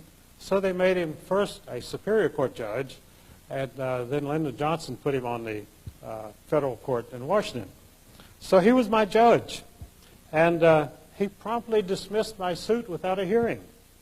And so I took it to the appeals court of District of Columbia, and there was another judge named Lawrence Silberman, also Jewish, and he promptly upheld Grunhaus's dismissal of my suit. He had been appointed by Nixon, Silberman. He's still there. So Grunhaus had given one interview in his life, and in that interview, which I found, he admitted his name was Grunhaus, and he now called himself Harold Green. And this was the only time that he ever gave an interview throughout his whole career. He died 2 years ago. So here, Heinz Grunhaus, a German refugee, is dismissing my suit without a hearing because he didn't want me to have a hearing. I have been denied jury trial in every lawsuit I've ever filed in this country, every time. And the Constitution guarantees you a jury trial. And I stipulated at every court case I ever filed that I would have a jury trial. I've never had one to this day. Because the judges feel like they can do what they want to. And as Jerry Spence said, there is no justice in any American court for any American today. And it's true. Go to court and see how much justice you get. I had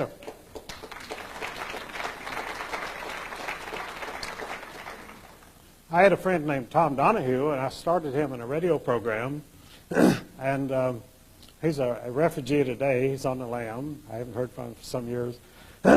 Because he went before Judge Barefoot Sanders in Texas, and Sanders would not even allow him. He would only give him 10 minutes to present his own defense. And it was a trumped-up charge.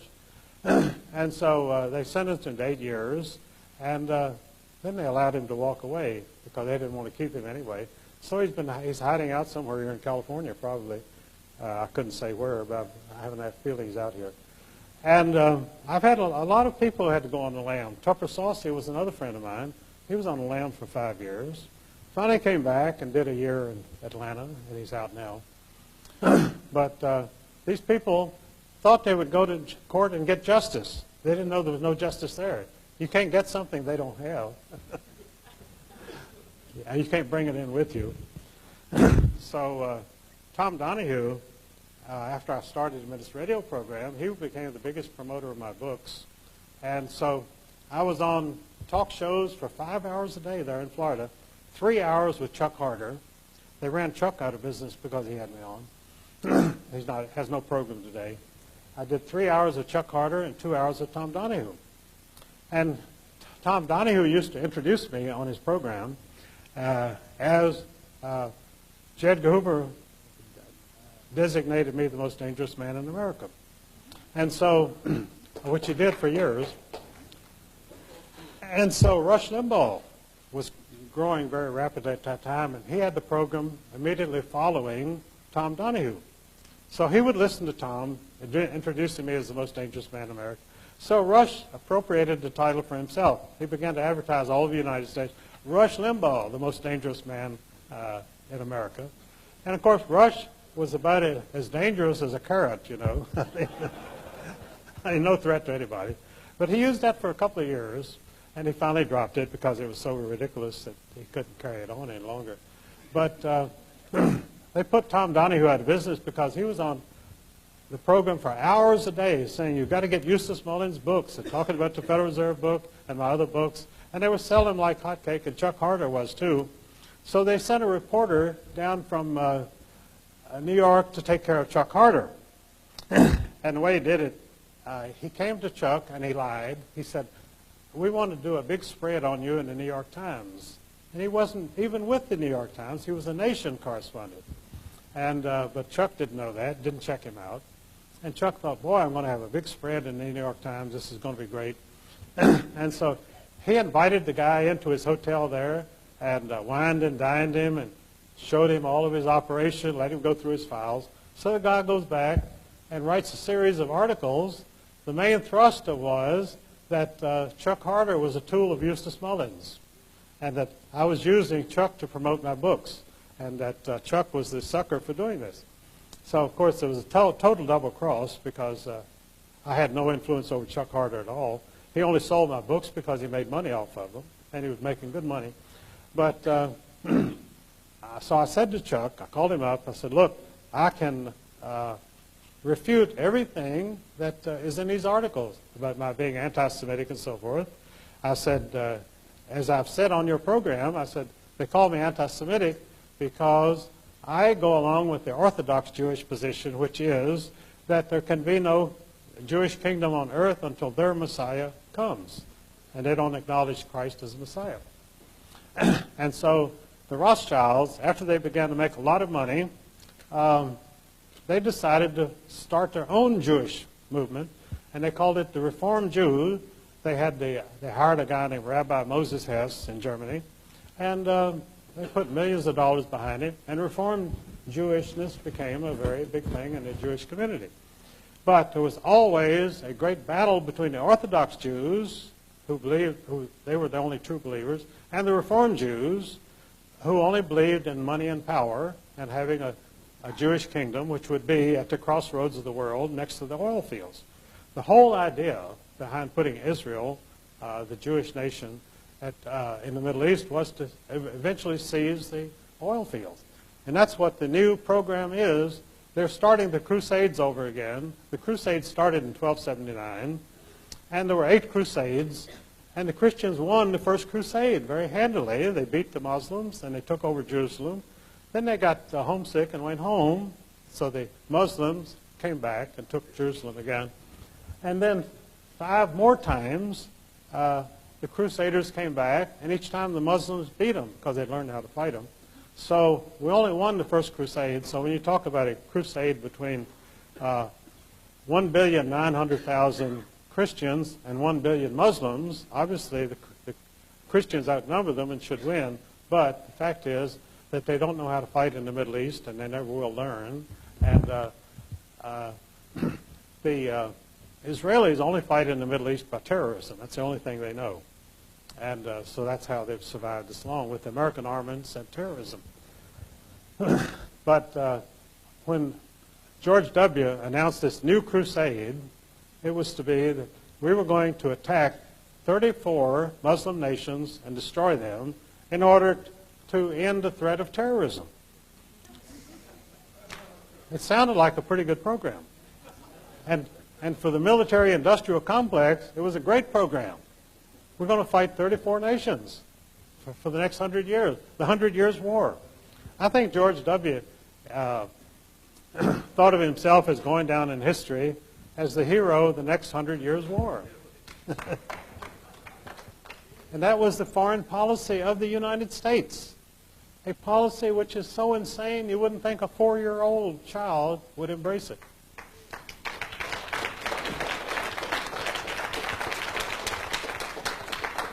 And even today, it's the only foreign policy we have. We have no other foreign policy. And of course, our foreign policy should be how to get along with other nations. Instead,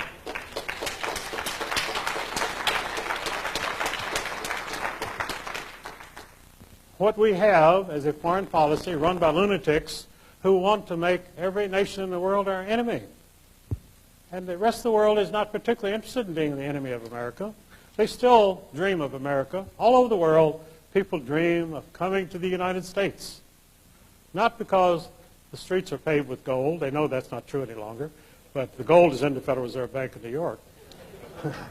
But it's a place of opportunity. And what other countries do not have is opportunity.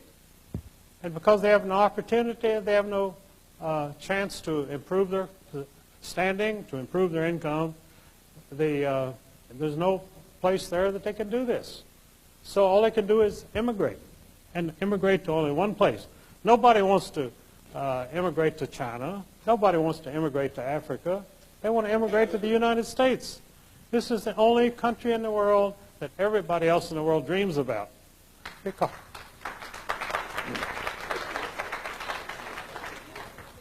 and that's understandable, but at the same time, you and I living here know that it's up to us to always fight for this country and to keep it a country that is the envy of the world. And this is our great task. And this is what we can do, and we will do, because we understand it's our duty and our responsibility. We fought 2 world wars, which were totally staged, as I say, to knock out German industrial capacity. And they had the Bolshevik Revolution. The Bolshevik Revolution was perpetrated not only to rob the Tsar, but to put Russia back in the Dark Ages, to eliminate Russia with its natural resources as a competitor in the modern world. So what communism did was to put Russia back 100 years. In other words, the Russians are in 1880 and it's 1980, so they're 100 years out of this. They're out of the competition. Because any nation, when they get a modern economy and a good workforce, can actually become a great threat to every other country in the world. China is no threat to us because it's a communist country and they're controlled, and they're inundating us with their mass-produced products, but that's because of our government's policy. It's not China's policy. This comes out of Washington. Why did President Clinton cultivate the Japanese and accept millions of dollars in bribes for them? Because the program was to destabilize and destroy the United States. That's what's going on. And what is George W.'s policy? Practically the same thing. He's doing nothing to improve the economic prospects of this country. In fact, the only thing he's doing is to carry on the war against terrorism, which means you have loonies like these 2 guys in O'Hara that attacked me the other day, and all they're doing is creating dissension, and people hate to go on the airlines because they realize they've got to go through these roadblocks to get on, and it's just not worth the trouble. So they're fighting this country. Your battle is coming right out of Washington. The battle against America is coming right out of Washington. It's not coming out of China.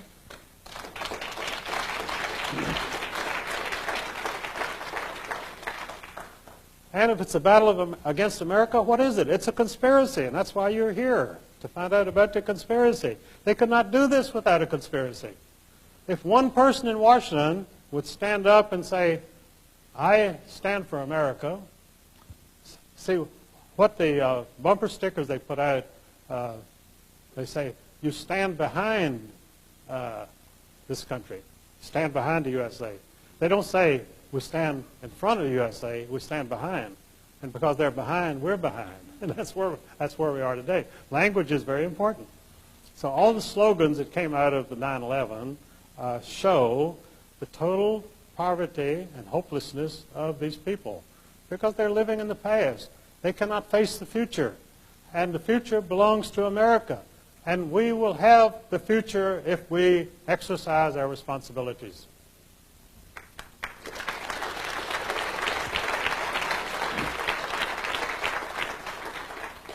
That's what the Founding Fathers did. That's why the Revolution started right where I live in Virginia. And the people there have not changed. They're fighters. But because they're so misled, we have 2 senators from the state of Virginia who are absolute incompetent numbskulls. And in fact, I filed legal papers last week in which I pointed out that after the Civil War, the war between the states, the federal government continued martial law and military occupation of the southern states for 12 years till 1877. Not much is said about that in the history books, but the fact is that the southern states were not allowed to recover economically because of the martial law. And finally, Rutherford B. Hayes, who had been a general in the Union Army during the Civil War, decided that there was enough of this. And he ran for president and said he would withdraw the occupation. And it was one of the most bitter fought presidential campaigns of all time because the terrorists in Washington were determined to maintain martial law in the southern states and oppress the southern people. And Hayes won very narrowly, and he withdrew the occupation. But as I pointed out in my legal papers last week. When the military occupation was withdrawn, they left in the southern states puppet political parties, Quisling, Nazi Quisling type parties. And they have run the southern states ever since. And I pointed out that in the state of Virginia, this was filed with the court, in the state of Virginia we have the scalawags, who are now known as the Democrats, and the carpetbaggers, who are now known as Republicans.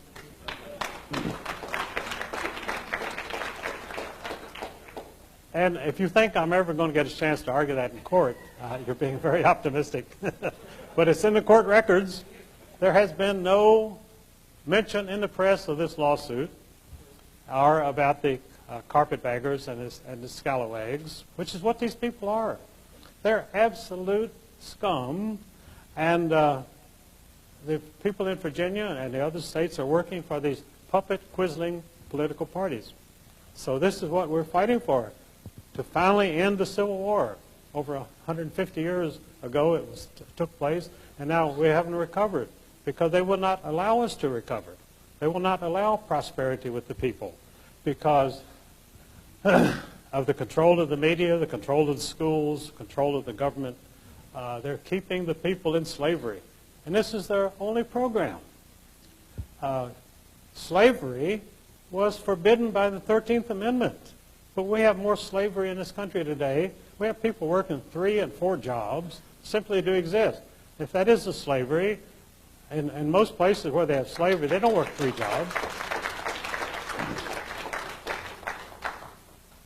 And if you have to work like that, then you're a slave. Absolutely no other description for it. So what I call for is the liberation of America, the restoration of freedom to the American people. That's my program. Now, if you don't like it, okay, but that's what I'm going on. And I believe that the American people themselves realize the necessity for this, the necessity for breaking off from this conspiracy of lies. They call it the conspiracy of dunces, which is not personally directed at W, but you know, if it fits, all right. But I feel like the prospects are good. I feel like that there's a new wave sweeping America. We're recovering from the recession, although they're doing everything they can to maintain it. The recovery has been very slow because we take, as Lenin said, you take 1 step forward and 2 steps backwards. And that's what the government is doing today, 1 step forward and 2 steps backwards. And that's keeping us down. But we'll grow out of it, and the American ingenuity will lead us out of it, and that is my prospect for the future.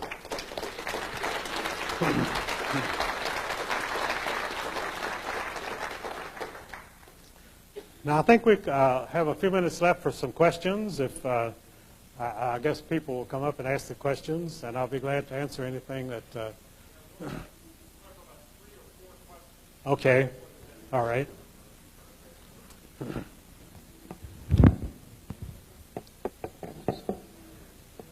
Hello? Okay.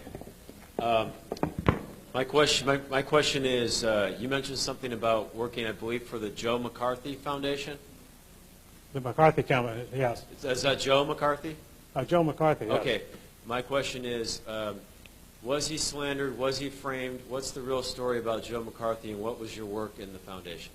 Well, the gentleman asked about Joe McCarthy. Joe McCarthy today, whenever he's still mentioned in the press, he's the most hated man in America, reviled. They call him a monster who destroyed people's reputations, but they cannot mention a single name that he... Actually, many people founded their professional careers on being attacked by Joe McCarthy. They were promoted at the universities. They got good government jobs because it was almost a recommendation if you were attacked by Joe McCarthy that you must be a communist and therefore you were acceptable in our government. And I have maintained for years that Joe McCarthy turned back the tide of world communism. He did this because he attacked communism where its strength was, which was not in Moscow under Stalin. It was in the halls of Washington, in the halls of government. And because he attacked it at its source, that's why he's so hated today. Because that was the great beginning of the turnaround against communism. That's how the Berlin Wall fell, because of the work that Joe McCarthy did. He led this country out of danger from communism. Gets no credit for it. But that was what this man did. Aware of what's happening today, some people are expatriating and repatriating. And can you tell me if you think that's legal or what do you think about that? And also, I've been hearing that some people are thinking about sometime in the future the states themselves are going to be breaking off into their own state. I mean, to be their own country, each state. You mean people who represent themselves? No, talking about the whole state being represented as a nation or a country itself. Like California would break off from the United States, and each state would be the same as, like in same thing in Russia, what they're doing. Uh-huh. Well, I don't quite follow what you're asking. Yeah. Pardon? Yeah.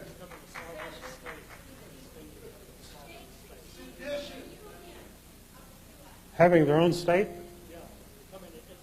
Oh, independent state, absolutely.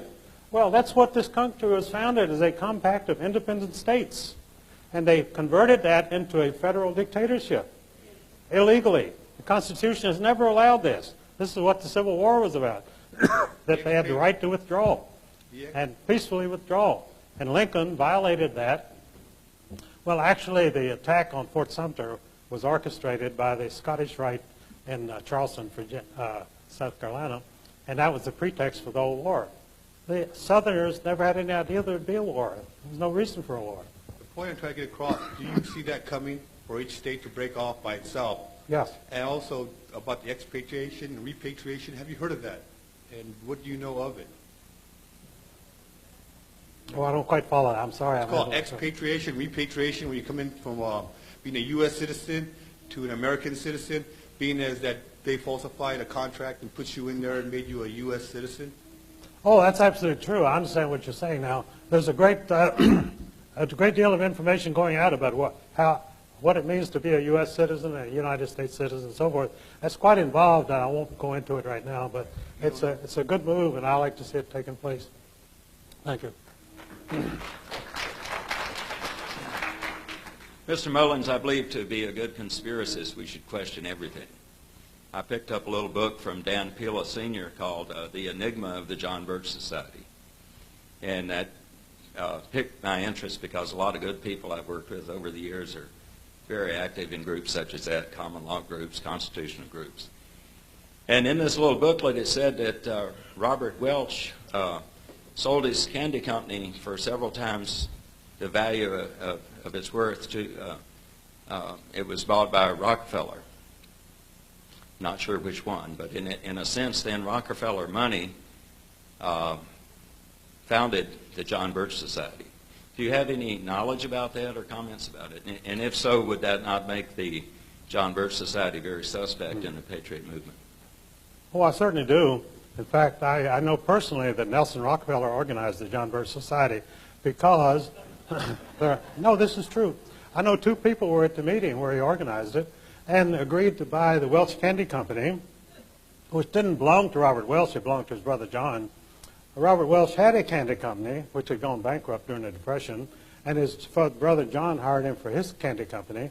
And what Nelson Rockefeller agreed to do was that National Biscuit Company would buy the Welch Candy Company and make Welch independent so he could devote all of his time to the John Birch Society. That was a deal. It was a straight business deal.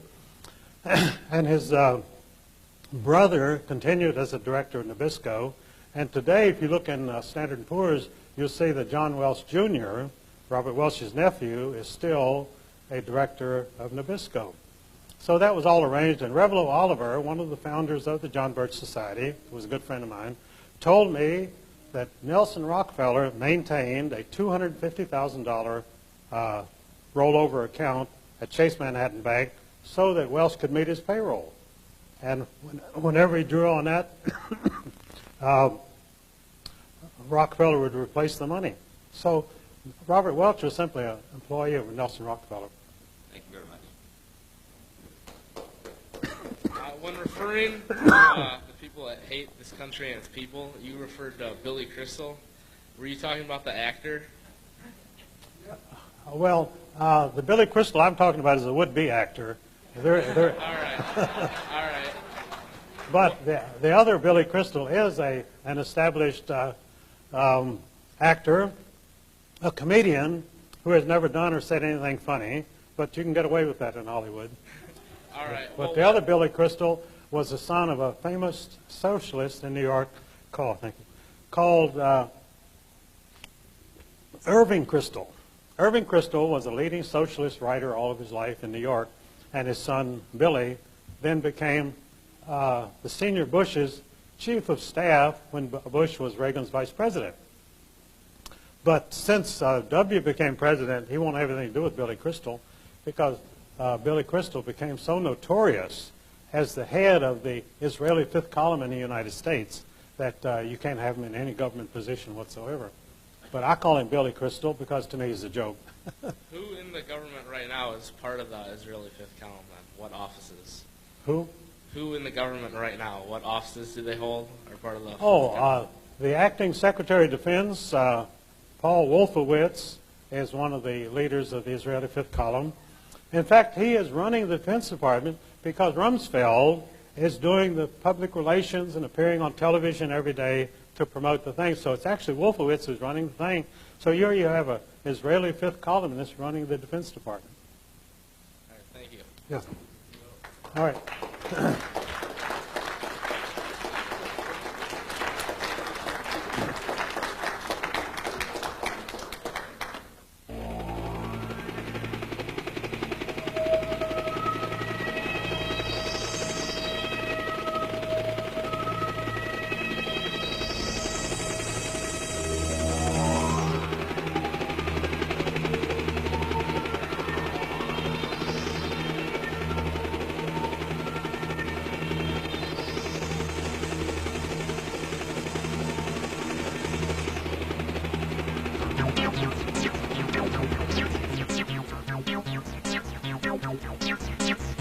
Thank you.